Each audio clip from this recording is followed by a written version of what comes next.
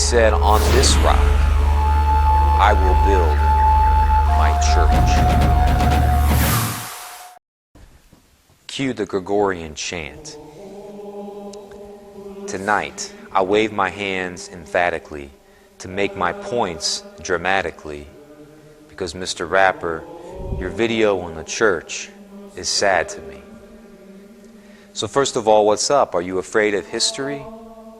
But the truth is not a mystery. Perhaps you fear historical literacy, because to get it, your fingers would have to get blistery. Most people hate laws. I can think for myself. But that's a recipe for disaster. It isn't self-help.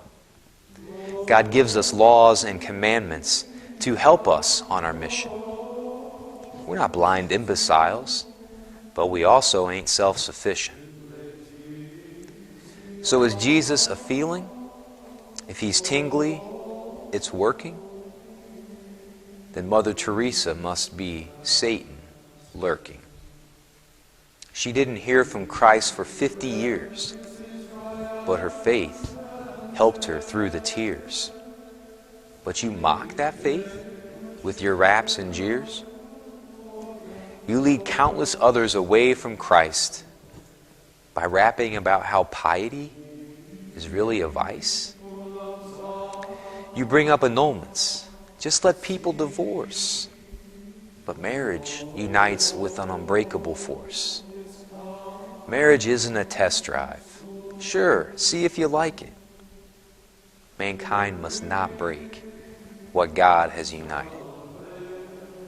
And yes, Catholics build churches that are meant to inspire, teaching the rich and the poor that they ought to aspire, not for pleasure that flees, but for things that are higher.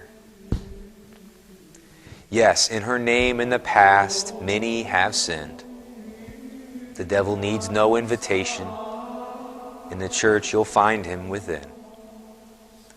But Jesus says, don't be a church hater. The weeds and the wheat, they get separated later. And there's no special room where it's just me and Jesus.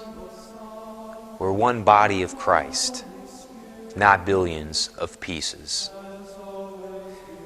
So Jesus looked around and said, I need a leader. His gaze stopped on a broken man named Peter. And in him, Jesus knew he'd concluded his search. And he said, on this rock, I will build my church.